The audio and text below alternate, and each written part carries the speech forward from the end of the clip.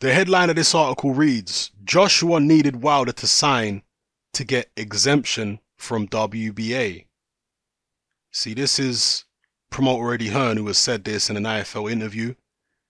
And he said this because, as you see here, he says, somebody tweeted me the other day and said, well, you asked for an exception for the Klitschko fight when you had a mandatory with Kubrat Pulev. And I said, yeah, we had a contract. You can't ask for an exception request on the hope that you can make a fight. Do you understand what I'm saying?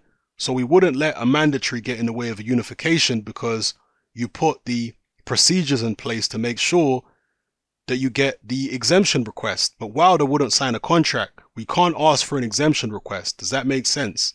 It makes perfect sense. When it came to Klitschko, if you remember when Joshua beat Eric Molina, Klitschko got in the ring because that fight was already signed. That fight was already done. That's why Klitschko got in the ring, and that's why they got the exemption from the IBF. Because it wasn't an exemption for it's not like the IBF were putting it off while Joshua negotiated with Klitschko for 3 months. No, the fight was already done. So the IBF were like, cool, you've got a contract, the fight's done. Cool, we'll give you the exemption. You see, but a lot of these people on Twitter and whatnot are coming up with all kind of bogus ideas and statements and what have you, not really understanding the proper background. But as somebody who covers boxing on a daily basis and has to read all the articles and read through all the tweets and all this kind of stuff, you acquire a surprising amount of information in your head. A lot of information goes in and you remember articles, you remember scenarios and so on and so forth with a lot of these fights. So it made perfect sense to me. I already knew this anyway, but for those who didn't know, this is why the IBF gave Joshua an exemption, and this is why the WBA eventually put their foot down with Anthony Joshua and said, you know what, you got to fight Povetkin. Unless you've got Wilder to sign, then we're going to move on and force you to fight your mandatory. And again, people are acting as though the WBA came out of the blue with this. They didn't come out of the blue.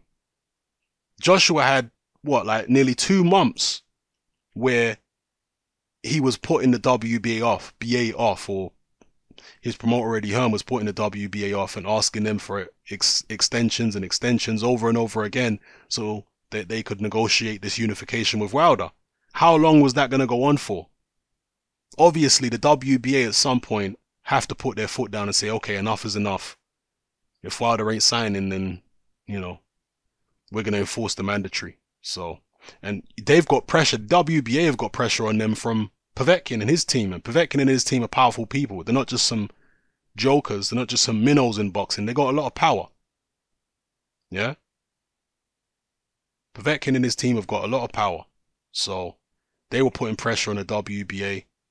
And eventually they ruled in favor of Povetkin. And so Joshua's got to fight him.